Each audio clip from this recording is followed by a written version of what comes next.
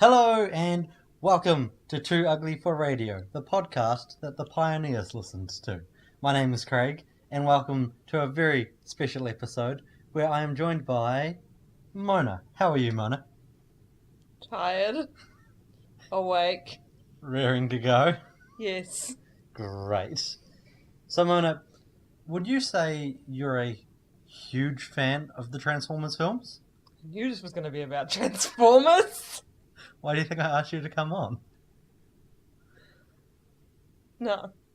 Then why do you have that Optimus Prime tattoo? You have no proof of this. Are you calling me a liar? Yes. How dare you come onto my show and then call me a liar? Look, whether or not Mona has a tramp stamp that says transform and roll out is not important. So yes, this is part 2 of my spectacular on Transformers. And so we're going to pick right up where we left off at the ending of Transformers 2. Mona, you haven't seen Transformers 2, have you? No. Okay, brilliant. Well then, let me tell you about the climactic battle, the end of the second film. There's this one Transformer called Devastator, and he's the one... Mona, please contain your excitement. Oopsie, speaking of things that should have been contained. There's this one Transformer called Devastator. He's the one that's made up of all the different construction vehicles combining together into one giant robot. Now, Mona, would you say that Michael Bay is the best director of all time? No. Well, here's why you're wrong.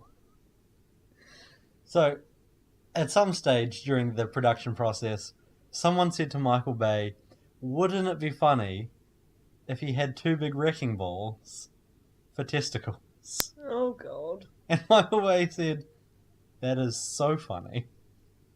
What year did this come out? 2008? That's unfortunate. It was right in the middle of the writer's strike. So yeah, Michael Bay edited the script. He wrote an entire line of dialogue around this Transformers testicles. I apologize. I don't think you mean that sincerely. We've yet to even finish the second Transformers film. There's 3 more to go after this. In this episode? Yes. So get it together. Get all Go your to shit. bed! Get your shit. Put it in a box.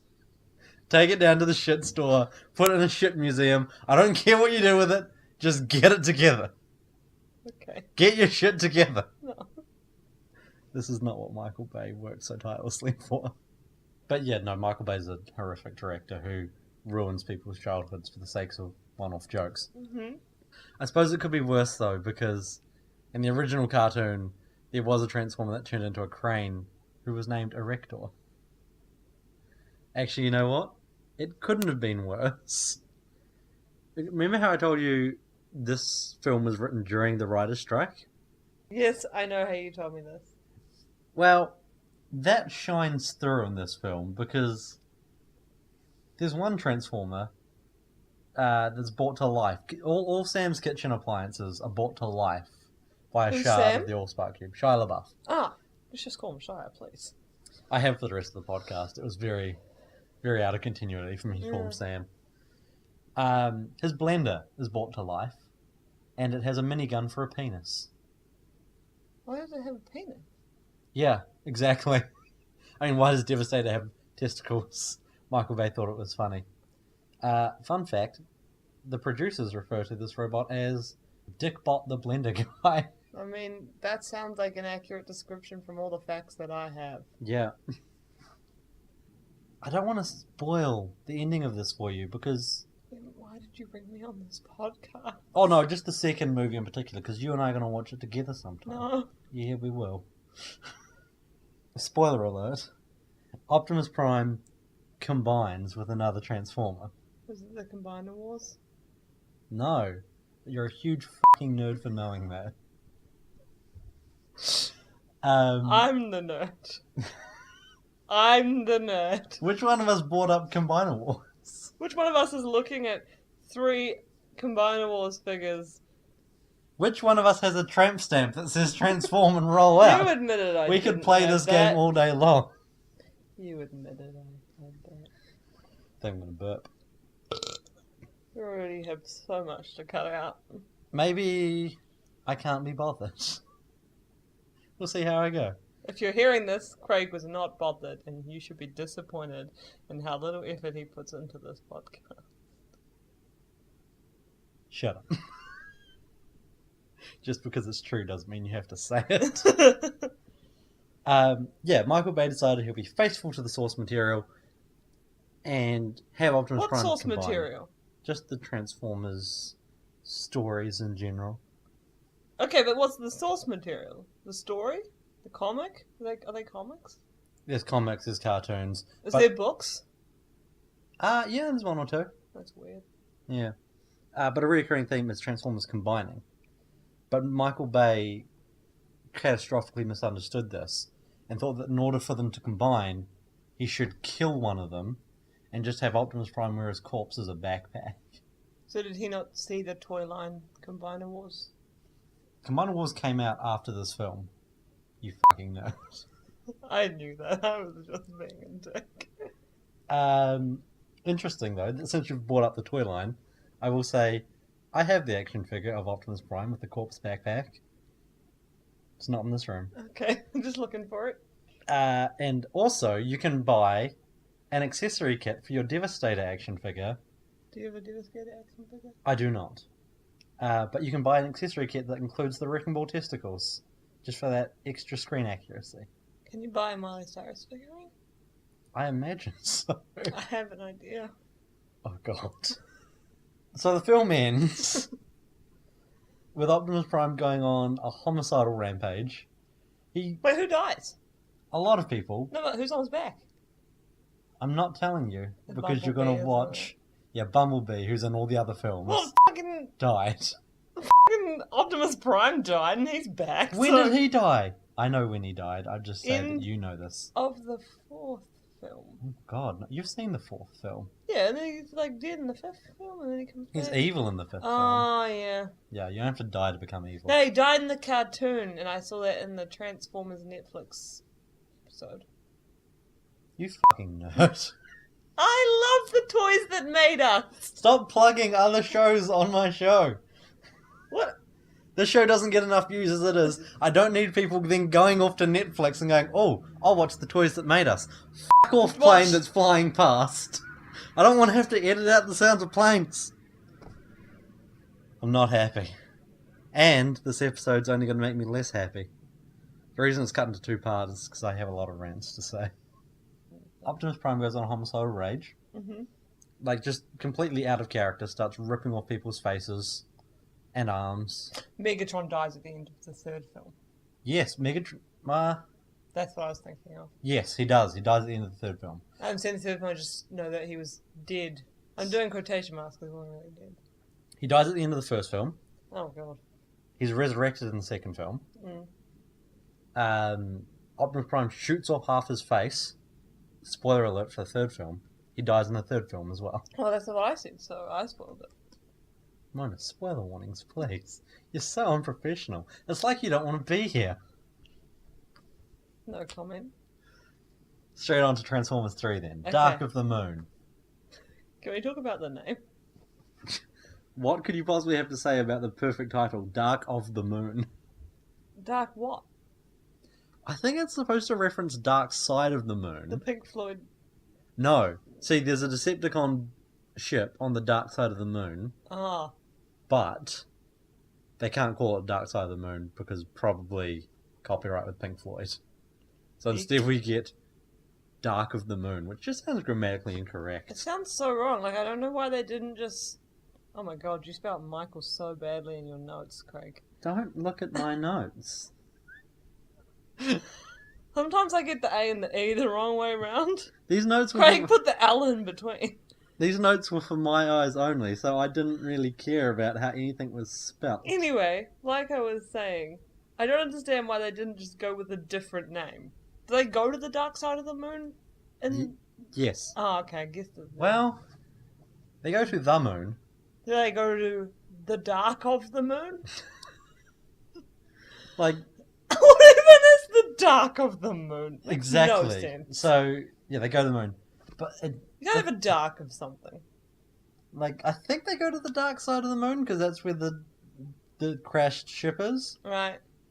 But the scene's incredibly well lit for something on the dark side of the moon. Oh, and also, Michael Bay rewrites history with this film by saying that the whole reason for the space race was because we knew there was an alien ship crash on the moon. I mean, he rewrites a lot of things in the fourth and fifth film. It's a get into recurring those. theme with all of the films. Yeah. That he says something outrageous about history within each one. Like, it'd be fine if he just did it the one time in the film. Yeah. He's like, oh, hey, the Transformers built the pyramids. Or just like constantly in the film. Like the whole film was like an alternative reality, but instead it's not.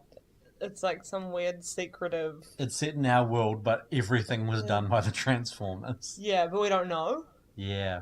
Fun fact about the end of the third film. In the climactic battle, Optimus Prime fights a giant worm for some reason. Like a robot worm? Yeah, a giant robot worm. Oh, I'm glad it's a robot worm. Yeah, because that's the part that makes this make sense. Well, if it was a giant natural worm, that would be much more confusing. I don't know if it would be. Why is it giant? Why does Cybertron have giant robot worms? Well, I mean, that's an alien planet. I'm not going to question it. You know how Optimus Prime's like 29 foot tall? It's very inconsistent, his height in the films. It is in the cartoons, and the films Sometimes his have got their face- shit together. When he's up close with the characters, is one size. Sometimes when he's standing up, his face is another size. How do you question When he industrial stands- light and magic? When he stands in the water, it's not up to the right place. What? Water? What are you thinking about Pacific Rim? Oh, I'm thinking about Pacific Rim. The robots in Pacific Rim. I'm not sure if their I should edit sizes this out aren't- to make you appear smarter or not. Edit this bit out. I like Pacific Rim for some reason. It's a garbage film, but I I'm not enjoyed going to it. edit that out. I like Pacific Rim. I like Pacific Rim. I like Pacific Rim. But yeah, Michael Bay wanted to up himself. So he thought, I need something bigger than Devastator. So he created this giant driller beast. What beast? Driller. The worm. It's like a giant... Oh. It's half worm, half drill. It doesn't make any sense. Look, it makes a lot more sense than a giant human worm. I'm just... human worm. Human worms! Makes a lot more sense than a giant earthworm. This giant driller worm was so complicated that it literally melted the computers at Industrial Light and Magic. You want to talk about women in this film now, Mona? No, I don't. Well, too bad, kiddo. Finger Well, there guns. is actually any good to talk about, though. I don't know about good, but there's certainly one to talk about. So Megan Fox, who's been the leading lady in the first two films, is mysteriously absent in this one. So there's not even a female character. No, there is.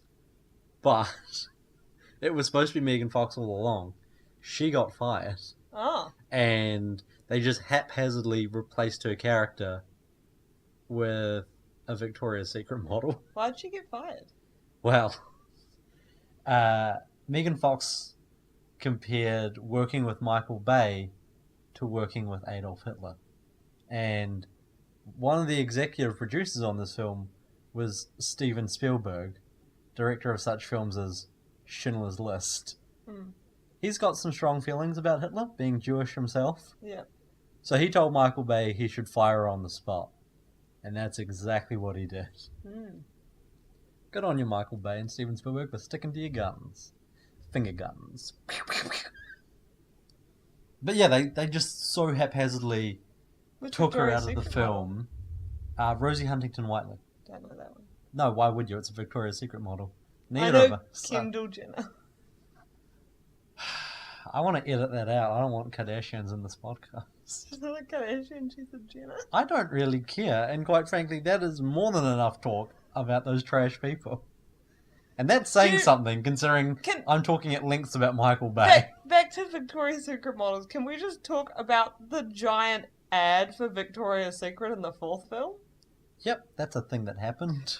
They're like literally just fighting on the street and a bus goes past and the whole bus is an ad for Victoria's Secret. I mean, that's realistic. Didn't that film win an award for like the most product placement of any film or something. You say it won an award as if it was a good thing. I don't think it won an award. I think it just got labelled that, right? But yes, it did have the most product placement out of all films at the time. That was very noticeable. Honestly, I think it would be more noticeable if it didn't have them. But it's the way it focuses on them. Yeah, totally. That's the difference. Because, yeah, it's quite noticeable when they're, like, looking on laptops and what laptop company it is, like, strangely behind a coffee cup. Like, yeah, exactly. That's a lot more obvious, but... All the car badges are all of a sudden missing from the hood of the vehicle. Things turned out okay, though, because despite the fact that Megan Fox got fired, the next film was a reboot anyway. Like, literally the only returning characters are Optimus Prime and Bumblebee. So they replaced Sam Witwicky with Mark Wahlberg. Which, Mark Wahlberg seems too good for these films. Does he? I feel like in a lot of ways he's the worst part of these films. I really enjoyed the Italian Job remake he was in. I haven't seen that. But, yeah, I feel like all the Transformers movies he's been in are trash. Pisses me off too because I think it was either the runner-up choice or the main choice for the lead in this film was actually Dwayne Johnson. That is so sad. Dwayne Johnson's awesome. No, I know, it's sad that he's not in it. Any film without Dwayne Johnson that could have had Dwayne Johnson as a champion. One of the biggest selling points of this film was the fact that it finally introduced the Dinobots, which fans had wanted since, like, the first film. The Dinobots, in case you haven't figured out, are Transformers that turn into dinosaurs. Yeah, I didn't think the size really made sense with those. The Dinobots are meant to be the same size as the other Transformers, but then they decided to make it so that the Autobots next to the Dinobots look like a human next to an actual dinosaur. That's why the Dinobots are so gigantic all of a sudden. Oh, hey, and... So remember how Megatron died at the end of the last film? Yep. Guess what? He's back! Back again. But now for some reason he's called Galvatron. Yes, I remember this. Which was confusing for someone who hadn't seen the first three films. But seeing this one for the first time with the migraine at the movie theaters in the front row, and suddenly Megatron, who she'd heard about, was not Megatron, and it was just so confusing. You think it was confusing for you? Imagine liking these films and following them. Megatron's been brought back for the second time, but now he's Galvatron. And then the film ends. The next film begins. Galvatron is all of a sudden Megatron again. Oh, the next film is truly a disaster. It is the worst by far. Nothing makes any sense. Yeah. Like, Mark Wahlberg's haircut for some reason. He's got a mullet. And, like, I would accept that if it's like the whole world's gone to shit. It's basically post-apocalyptic. All of America's biggest cities have been knocked down like twice now by Transformers. And Mark Wahlberg is like rough and grizzled. And he's like, I don't care what I look like anymore. I grow a mullet. I don't care what people think about me. Except for he spends a lot of this film being chased by an inexplicably attractive woman. But I mean, what you said sounds pretty accurate though. He's living in a dumpster, isn't he? A wanted dumpster. You know, a dump. A junkyard. A junkyard. Isn't he wanted fugitive? Yeah, but like one of his best friends is also a cop. It's super weird. Yeah.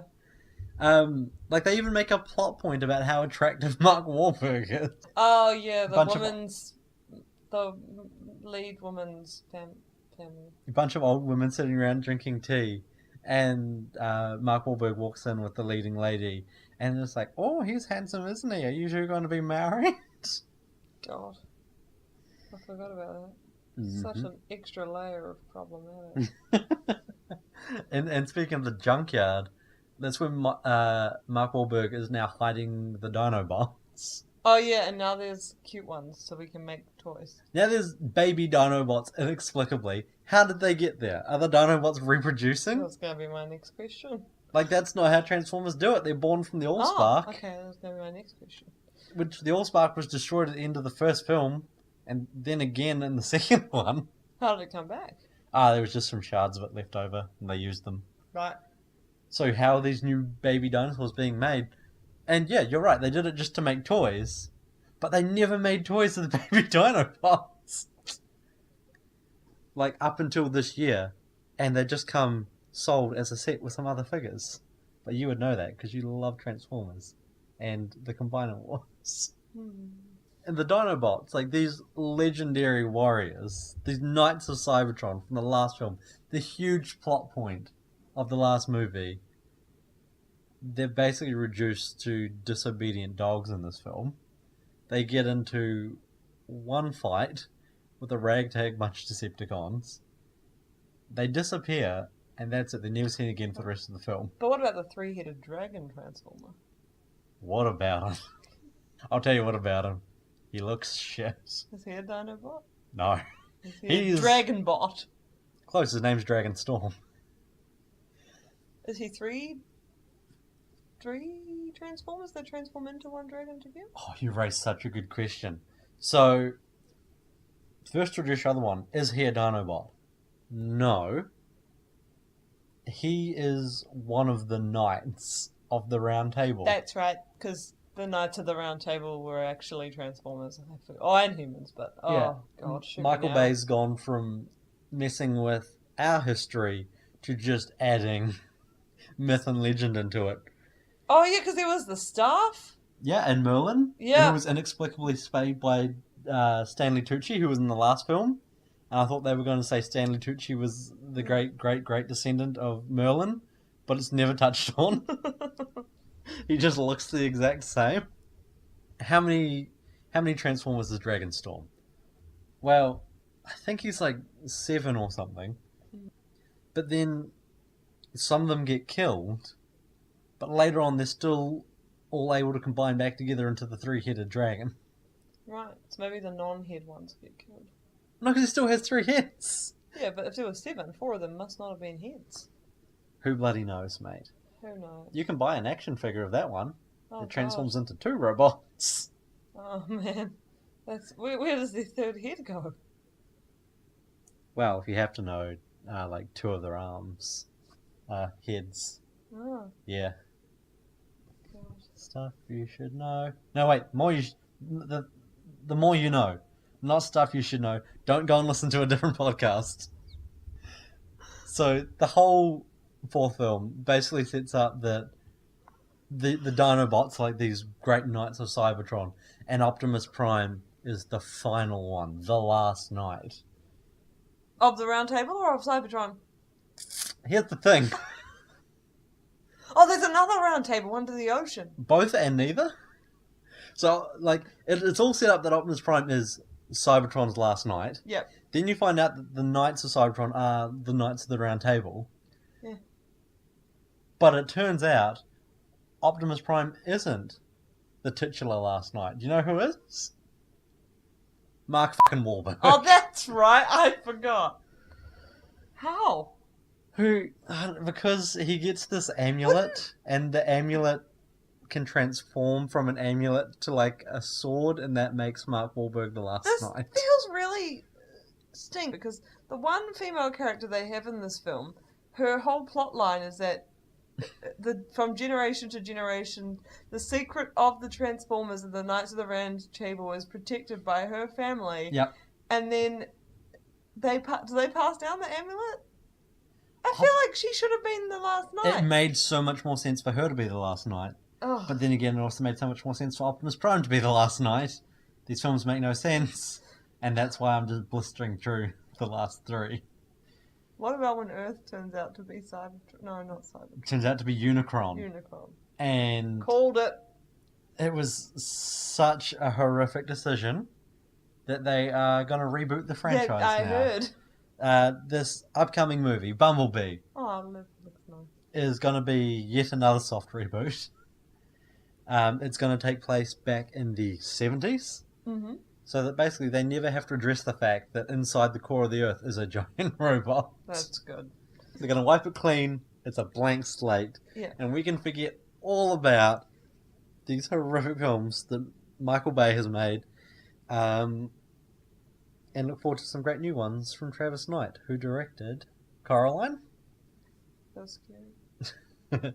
I um, saw it as a kid. Don't laugh at me. is it Kiko and the Seven Strings or something? Don't know what that is. Neither of us have seen it, so will this film be any good? We don't know. But I can tell you from the trailer, it already looks like the best one. Oh, it has the chick from Pitch Perfect now. She's cool. Oh, Haley Steinfeld. Yeah. Yes. And it has John Cena. Oh, yeah. And John Cena was amazing in Trainwreck, so this should be good. That is a statement, and we're going to move on. But, yeah, no, just from looking at the trailer alone, this film looks like it's going to be the best Transformers film. However, I am cautiously optimistic because basically every time there's a new Transformers film, the trailer comes out and we're like, oh, this looks like it'll be the best one yet. And then it's just worse. Progressively worse than the one that came before it. I was going to say, because the trailer for the 5th film Mhm. was like kids playing in a junkyard and making friends with the Transformers. So I'm like, wow, this film's going to be really different. And I mean, it was different, but not... Those kids were there for 5 minutes? I think literally for like the one scene that you see, Mark Wahlberg threatens to punch one of them. Yeah, and it's like, why put kids that are in the film for 5 minutes in your trailer? But like, I mean, it'd be fine if they were in the trailer, but like the whole scene pretty much was in the trailer. Like, it made it look like they were part of the whole film. Yeah, it did. I'm super glad they weren't because they were awful. Oh, wasn't one of the girls? Yeah, one girl. And she also disappears. Yeah, inexplicably. With the Dinobots, just gone. She's a huge part of the plot, driving the plot forward. Nah, gone. Mm-hmm. Never mind. So yeah, that's all I have to say about that for now. So today's question comes from Lee, who says, "Hi Craig, my question is, what, in your opinion, is the strangest moment from all the Transformers films? My personal pick is from the 4th film, where that Irish guy tells Mark Wahlberg how he can legally bang his underage daughter for an entire scene. Thanks." First of all, Lee, I'm just going to go ahead and say, are you following this? This whole podcast is about the strangest moments in Transformers. I've just listed them from 5 films, and now you want me to list another one. But no, you're right. It's definitely the part where the Irish guy who's been secretly dating Mark Wahlberg's daughter, who was underage, and Mark Wahlberg's like, you're going to go to prison. And he's like, nah. Pulls out a laminated card from his wallet that just has like a quote from the law saying, as long as they've been dating when they were both under the legal age, then it's fine for them to have relations. That was a very odd part of the film. We didn't need an entire scene of them saying how this is legal. I just didn't even need to bring up their sex lives. I was just... Oh. Yeah. Anyway. What about you, Mona? It's either going to be that scene or Dick Bot the Blender guy with his minigun penis. I think... the weirdest... You had time to think about this. I only just heard the question live on air, people. I've been sitting on this question for a month. I know. Well, it's kind of like a weirdest part of the overall franchise. Is that on multiple occasions, humans think they can take a Transformer in a fight. Oh my god. Or support a Transformer in a fight. Specifically thinking about the final scene when Bumblebee is trying to fight Optimus Prime, and Mark Wahlberg saves the day. But Mona, you're forgetting, he's the last knight. He's a human. And how many feet did you say Optimus Prime was? Oh, he's like 30 foot or something stupid. How many is that? How much is that in meters? It's a lot of Subway sandwiches. Thanks, that was very helpful. It's 30 Subway sandwiches. Yeah. Yeah. God. And Mark Wahlberg saves the day. Well, remember, he's got the amulet that turns into a sword that gives him super strength, like Iron Man. Pretty sure it becomes like an arm brace or something. So he's strong. That's like his only... Well, strong enough to go toe-to-toe with Optimus Prime, apparently.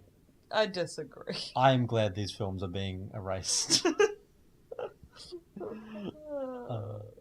And on that depressing note... Thanks for listening. Make sure to follow the show on Instagram, Facebook, and just... Twitter. Yeah, Twitter. Why not? Follow us on that Twitter I made and sometimes use. I've been Craig. I've been Mona. And you've been listening to Too Ugly for Radio. Peace! Peace. Mona, you've been on this podcast twice now. Why don't you say peace with me? Oh, okay. Sorry, go. No, don't. I'm not doing it again.